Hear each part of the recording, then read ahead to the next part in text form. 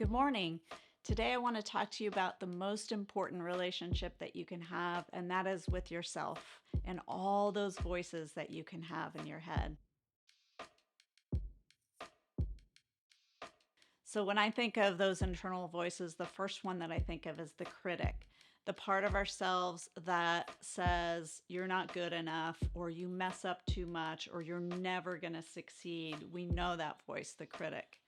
The second voice I think of is our internal child, the part of ourselves that just wants to play and be goofy and spontaneous and that's really innocent and doesn't really want to take on responsibility. The part of ourselves that likes to scroll on social media and just have a good time. Then I think of the part that's our internal coach, the part that gets us up out of bed in the morning, that tells us that we need to do things, that we can do hard things, that puts structure on our day, and that actually tells us to get off of social media because there's stuff that we need to do.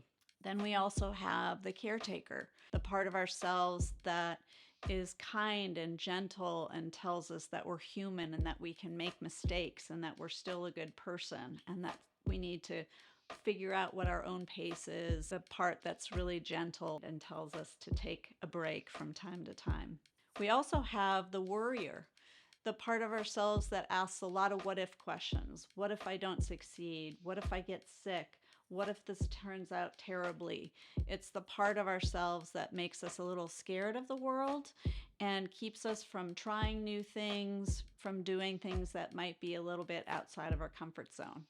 And lastly, and these are not all of the voices that you have, obviously we have a lot more parts to ourselves. For the sake of this discussion, let's talk about the wise part of ourselves, the part that knows better, that knows right from wrong. If we're in a difficult situation, if we tune into this part, it'll tell us what the right thing is to do. So when we're going through a hard time, there are some parts that really overpower how we're feeling and have a lot more airtime. My challenge for you, if you're going through a hard time, is to figure out which part of you is speaking the loudest. Is it the critic? Is it the worrier? Or is it the child that doesn't want to accept responsibility?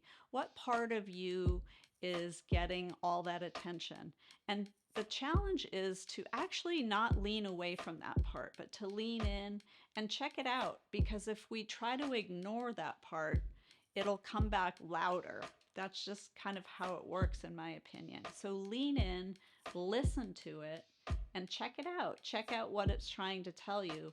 And then eventually lean back and see if there's another part that might be more helpful or more kind or more healing or more motivating. It might be a voice that needs to be heard because it'll help get you out of this difficult situation.